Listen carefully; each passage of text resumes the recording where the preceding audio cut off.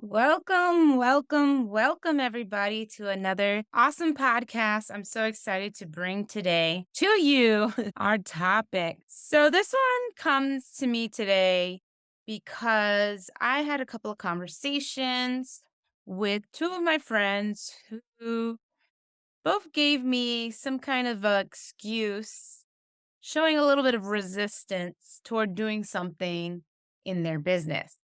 Now, I'm not going to go into full detail on exactly what was the thing that they didn't want to do. But as I was listening to them, I could hear in their explanation that something just didn't settle right for them.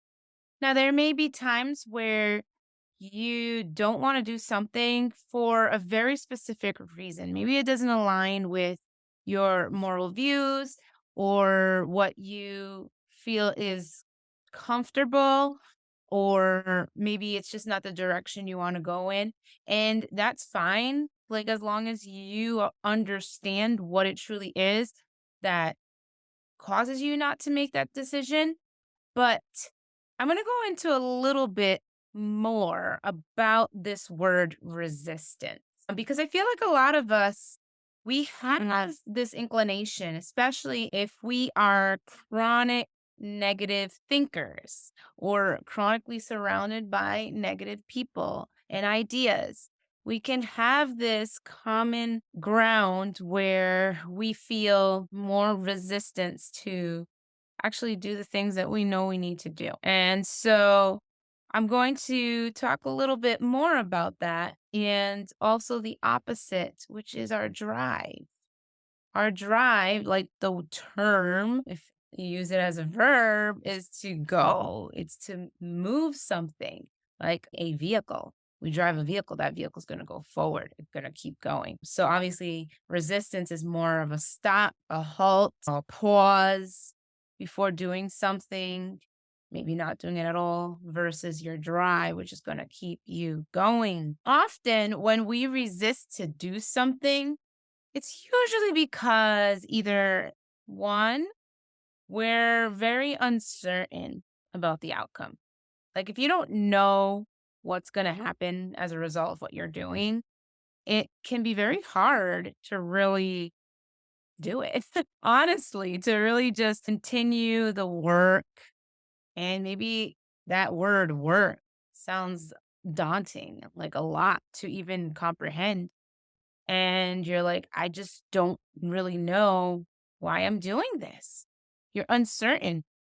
Maybe you sort of know why and you're doing it for a specific reason, but maybe you just haven't seen any return on investment or progress, any kind of result from it as of yet. And so things are uncertain. You know that maybe there's a good result. You've seen it maybe in the past for yourself or in the lives of other people that you know, friends, family, or just people that you see. Like, we see commercials all the time, right? We see things on TV and we see testimonials. We see other people who have gone through similar situations or have used a specific product, and so those things can influence our decision, right? Because we're seeing that there has been a result that has happened for other people. And so we want that for ourselves. But a lot of times, if we are on that path where we're trying to lose the weight, we're trying to feel good in a particular outfit, or make a big purchase, or start our path to snowballing debt and getting that out of our lives, whatever it may be. And the result is slow, or maybe it's just been a month or two and you're not quite seeing any or very little result, right? That can start causing that feeling of resistance. Like, why should I even do this? It's uncertain. Will this even work for me? Is this going to happen? Maybe I should quit now, right? The other reason can be that we just have fear of failure, fear if we made the right choice, fear of a negative outcome. You spend all this money on some kind of diet pill, or you spend so much money on a personal trainer, or you spent so much time working on starting a business and it's not panning through the way you thought it would be. You haven't seen a return on investment or you haven't seen the fruit of your labors, right? And that can be very discouraging and very fearful because maybe you've tried things in the past and they didn't work. So, a little bit about me before I started my business. Well, this business, I would try to do all different types of businesses, particularly MLM businesses. So, if you're not familiar with MLM, that is stands for multi-level marketing. And that's basically when you try to sell products of a company, another company's products. So you might have heard of Mary Kay. That's a very popular one. Beachbody is another very popular one. And so they all have different things, right, that they sell and they require different consultants, coaches, whatever. They have specific names for each one. And they keep like building that up, gathering more people to really sell their products and grow teams and all this kind of stuff. So I started my very first MLM back in, I want to say 2009 or 2010. It was like at the very beginning of my marriage. And I was curious, like you think, oh, an income at home, have your own hours. Like those are very enticing words. Like, why not? Not many people really enjoy their jobs, I wanna say, like, yes, there's people that do, but, like, a lot of times to hear the idea of having your hours, being your own boss, and staying at home, there's a lot of people that may be intrigued by that. So I was intrigued, and at that time, I was working as a full-time nurse in the hospital, but, I was like, "Hey, why not try it," on my free time, and I did, and, sales is sales, no matter what you're doing. It's tough. Like, if you ever tried starting your own business or doing something like an MLM, no matter what it is, you're selling something. Business, when you have a business, you're selling something, no matter what. You're selling something. Even if you open up a mom and pop shop in a brick and mortar, you're opening your own Chick-fil-A franchise or a Home Depot or whatever it is, right? You're selling something. So selling all in itself is not an easy thing. And there's people that are gifted in doing it. But like my first one, I forgot what was the name. I think it was called Michi. Yeah. Michi purses. It was these interchangeable purses that you can change the outside skin of the purse. And it was really cool. Like I was intrigued by it, not only for the business model, but because like this was a cool, cute product that I would use and I was using it. So at that time, there wasn't online parties like there is now. So I went to people's houses, much like, a Pampered Chef or Tupperware parties, if you're familiar with that. So I would bring this suitcase full of purses and different interchangeable skins, and I would show it off and, have people buy. And, it was nice and it was fun. And it was something new that, like when there's something new, people are more apt to buy because it's like, ooh, like this scarcity, like this new thing. I don't know if it's going to be around long or whatever. So I did have some sales and stuff, but it wasn't like crazy amount of sales where I leave my job or anything like that. It was just something that was cool and I got a little bit of change, you know what I mean? And then I stopped it because it wasn't sustainable for me. I couldn't do it for long. Got a little tired carrying around purses and it wasn't making me sustainable income. So, I did it for a little bit of time and then I stopped.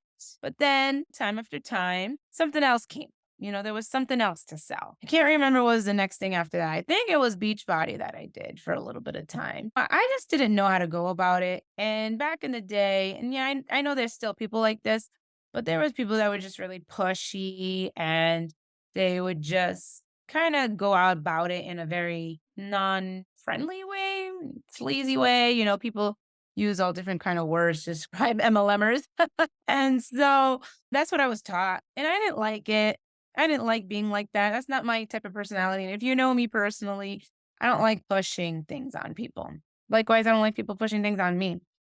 But, I tried MLM after MLM after MLM. I did LuLaRoe, which kind of got to be trash afterwards. But I did make some good money because I had a huge cult following for a very long time. And then I did makeup and this, that, and the other, whatever, right? All this to say is that it's not easy.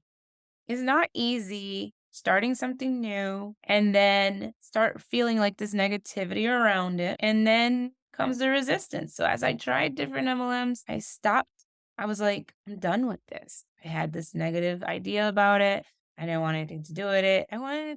Honestly, I didn't want anything to do with sales either. But I had to learn that that wasn't my area of expertise, first of all, and that wasn't something that was my passion. I had to go after something that I was passionate about. And so that it created a lot of fear for sure around it, a lot of negativity. And then, when you have that fear and negativity, you're uncertain about the outcome. You start saying these things like, is it really worth it?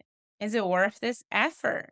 And that kind of catapults into other things in your life. Suddenly you have resistance around the way you parent or how you make purchases or tackling debt or starting a business. Like there's so many areas in your life, finally losing that weight to do the work that's needed because nothing just happens instantly, right? You can't just snap your fingers and things automatically just fall into place for you. They just automatically work.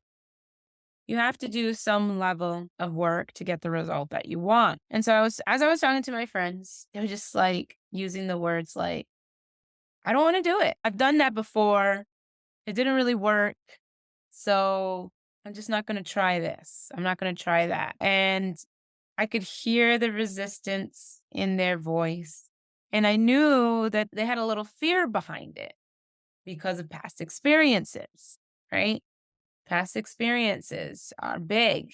They really do drive what we do. There's a lot of things when a bad experience happens, it either causes us to run away from it and never have any remotely close experience again, or we get that drive to overcome the fear and say, "Oh no, I'm still gonna go after it. Even though I failed last time, it doesn't mean I'm gonna fail again." And that's the sweet spot. It's finding your drive. And does it mean that all situations are the same?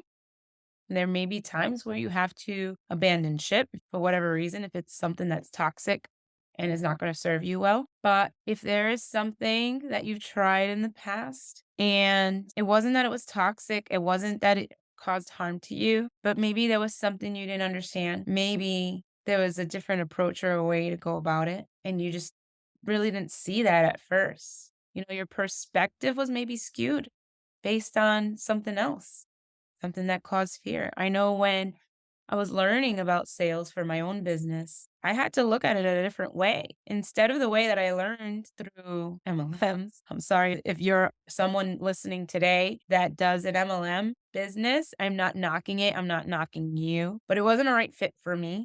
And the way that I learned how to do it wasn't something that I felt was good.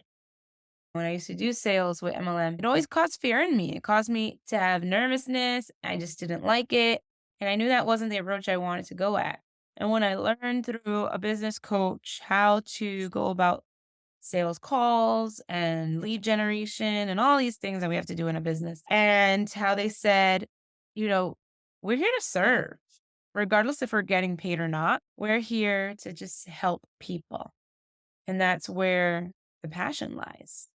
And I knew that that was my drive right there. Like, yeah, I want to help people. And I shouldn't go into a sales call or talking to someone, whatever it may be, whether it was a sales call or not, with the thought that I'm going to sell them, but more that how can I serve them? How can I help them to the best of my ability so that they can have the understanding that Stephanie is the type of person that's willing to lend a helping hand, regardless if I give her money or not. And that was a big mindset shift for me. Huge tweak in my perspectives for sure, because it took a lot of weight off me. It took a lot of weight, took the nervousness away, and it helped me to be just free in my business. So, what is causing resistance in your life right now? If you can think about something that you're struggling with, that you're having a hard time making a decision about. Let's take an example of making a big purchase, like a car. Maybe you need a car. Maybe you got into a fender bender, or something happened. Maybe a car is really old and it's just not moving well, or maybe it needs some kind of repair that costs more than the car's even worth. Maybe it's time to get a new vehicle, but you struggle with the idea of getting a new vehicle because it's a big purchase. You're not used to making big purchases, and maybe money is like a crux for you. Maybe you feel like money in your bank feels like a cushion, feels like a safety precaution. Knowing that it's there makes you feel more comfortable. So to spend it causes a lot of anxiety for you. Maybe you just are tight on funds. You're living paycheck to paycheck. And so to buy a new car feels like it's just impossible. I'm going to put myself in a bigger hole. Maybe I can't pay my bills if I get a car payment, whatever it may be. And so you think more about that lack mentality instead of what the car is going to do for you. So I want to go back real quickly because I did miss a couple of my points here. And I want to talk about the three reasons why I believe we are prone to have resistance and why we may feel the fear and uncertainty around making decisions. So the first one is a lack of clarity. You're not clear on what it is you have to do and how it's all going to work out. There must be a level of clarity for you to be able to move forward. Unless I was talking with my friends about what they were resisting to do in order to grow their business. Now, this is something that a coach had instructed them to do for their business in order to move forward, in order for it to reciprocate leads and income. They weren't clear on exactly how exactly to go about it and how it was going to work out for them. So that was the first one. Number two reason why we may have resistance is a lack of value seen. You don't see why it could work for you or the benefits that it's going to provide you, especially in the long run.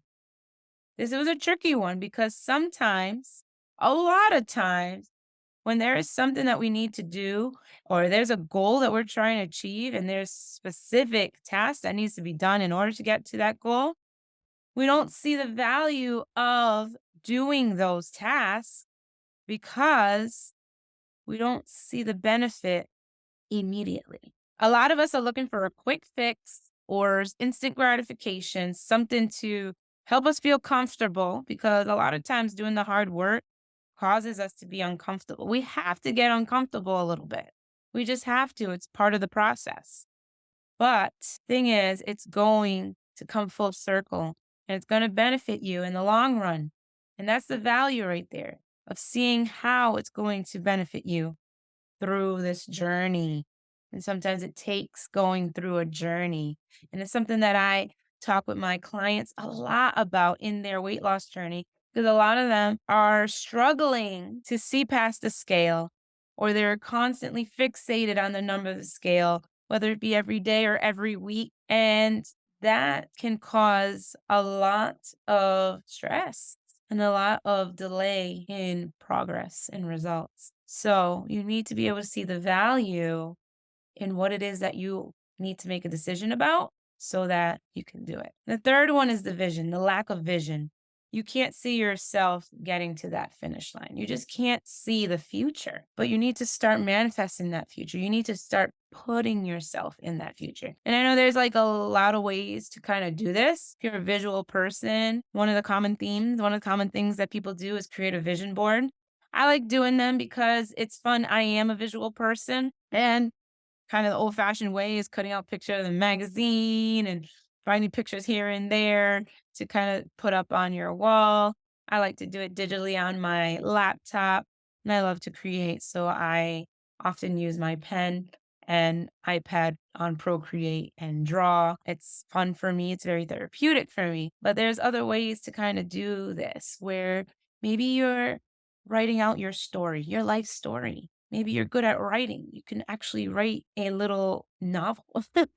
Maybe it doesn't have to be that big, but you know what I mean? Like if you're great at writing things down, writing your thoughts down, just creating you as the main character of your story, or maybe it's speaking out what it is that you want, hearing it audibly. And I'm just throwing random examples out here, but you can just say, I will earn 100K this year. I will go on vacation with my family to Disney this year. I will work on my business 25 hours a week, and that'll be enough. You have to say these things out loud to yourself so that you can believe that I'm strong enough. I am beautiful inside and out, no matter what the number on the scale is. I am happy that I am doing the work and making progress and making myself a priority. Like these things are so huge.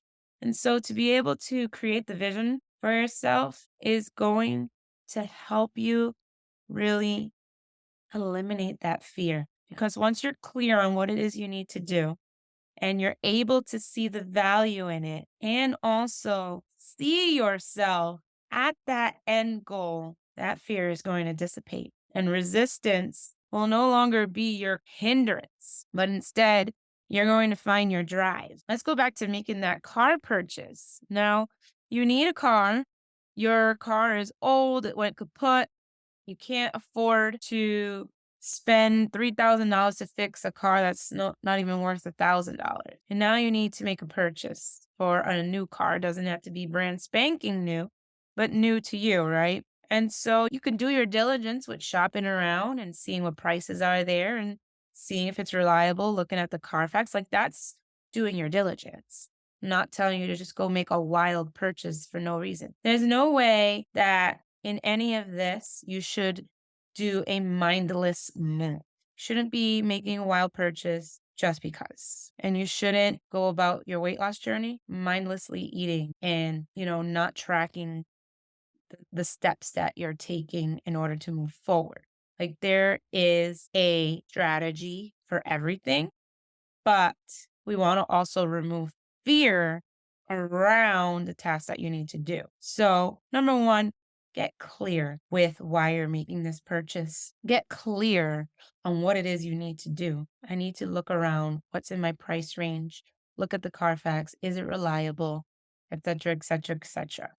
Clear, clarity, so that when you make the purchase, you're making a wise decision. Okay. That, number one, is going to help remove the fear and uncertainty. Number two, see the value. What is the value? I'm not talking about the price of the car, but how is this car going to benefit you? Going to get you to work. It's going to help you get from point A to point B. When there's an emergency, you don't need to call someone for a ride to take you somewhere. It's going to have ample seating for your family. Maybe it's the car that's going to take you on your road trips for vacations for your family.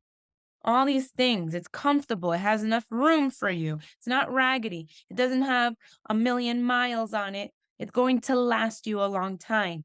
These are important things that you need to see the value of the vehicle that you're going to be purchasing. Number two, you need to have a vision for this vehicle. What's your vision? How is it going to make you feel? You're going to be comfortable in the car. You're going to make memories in this car with your family. This car is going to last you a long time. You'll be able to carpool with your kids, friends, and take them to soccer games. And maybe you'll do some door dashing, whatever it may be. I mean, I'm trying to paint the picture for you. That's what creating the vision is all about, is painting the picture. And once you can create all of that in this big purchase, will no longer be a fear mongering move, but it will be the right move, a move that you can see yourself making without making a mindless decision. Let's go on to weight loss because, that's my specialty. That's what I do with clients. But again, you got to think, if you're going to hire a coach or you're going to start going to the gym, whatever it may be that you're choosing for a strategy to get to your weight loss, you got to be clear, right? You got to have clarity in your decision, right? What are you needing to do? How important is this to you? What is it going to do for you? Going to the gym? Well, it's going to help you feel more confident because you're going to make that commitment to go 4 times a week and you have a plan to do weights and cardio 1 day a week or whatever it may be, right?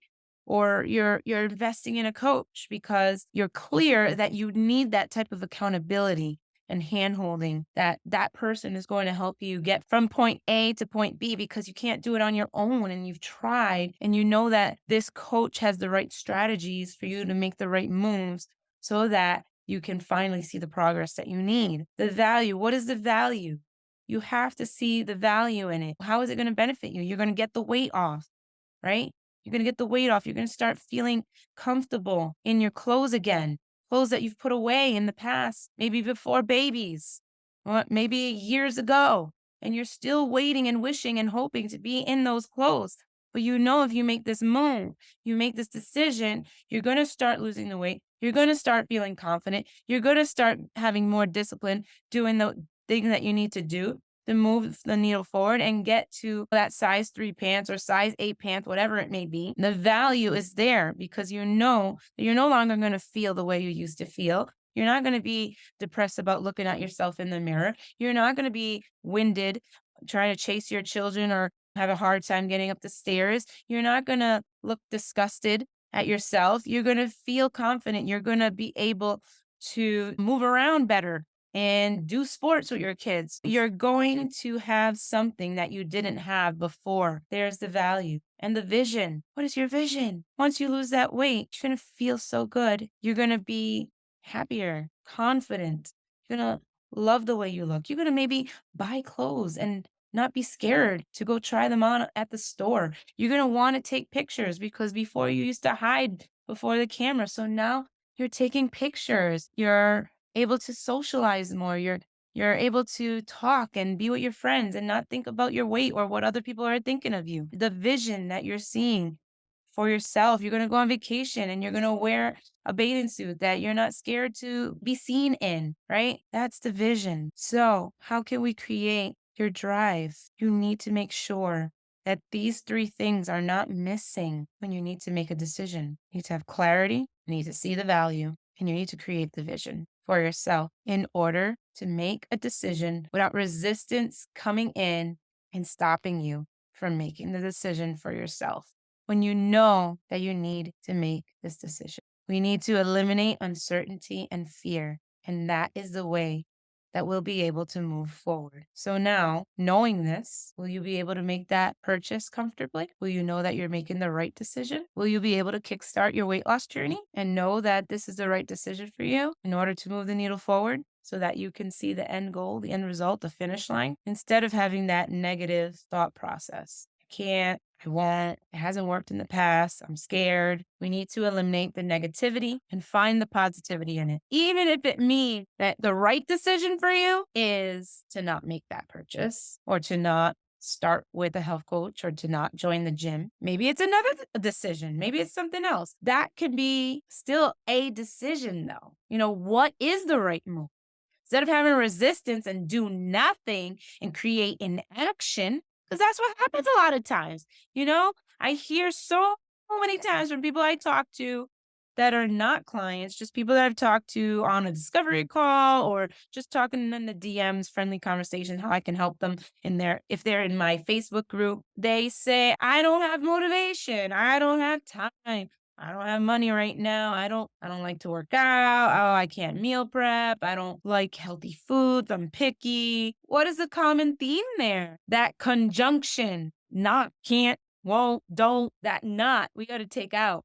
Can, do, will. Often our behavior is driven by our thoughts. And when we keep saying I can't and we keep saying I won't or I don't or I haven't been able to, then it causes a lot of inaction, a lot of disbelief and fear. And when we constantly live in that negative state, we create this atmosphere of resistance and ultimately inaction. So I want to encourage you to change your mindset.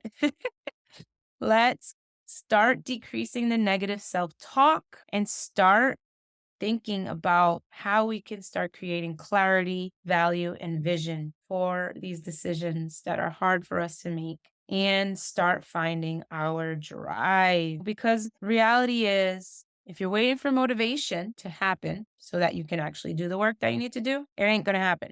Motivation doesn't magically appear and show its face and say, hey, I'm here. Let's get to work. You have to take action. You have to take positive action to create this state of motivation along with a strong why. And I'm a firm believer of a strong why, which is why in our next episode, I am going to elaborate more on having a strong why and why it's crucial for you to get the results you want and to keep going, to have sustainable success and never go back to old ways. So that's going to be next week's episode. So I'm so excited to talk to you about that because I'm very passionate about having a strong why. But I want to go back to the beginning, resistance versus your drive. We need to change the game.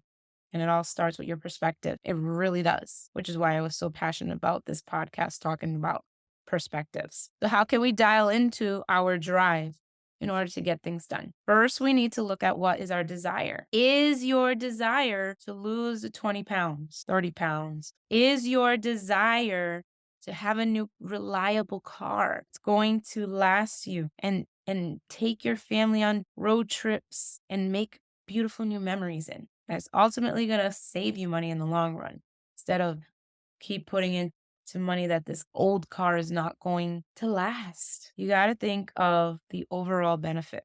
Is it your desire? Because if it's not your desire, you're not going to find your drive to actually go after it. You need to have the desire. And I'm sure, depending on what it is that you're thinking of today about something that you've been meaning to do, really want to do, but you've put it on hold, you put it on the back burner. Something's always come up. The holidays come up, oh, the summer, so busy. Oh, my work, I'm working on a project, this, that, and another. Guess what? We have the same 12 months of the year. So the holidays is always around October, November, December. The summer is always June, July, August. The school months is always September through May. It's always going to be the same excuse. So when is the right time for you?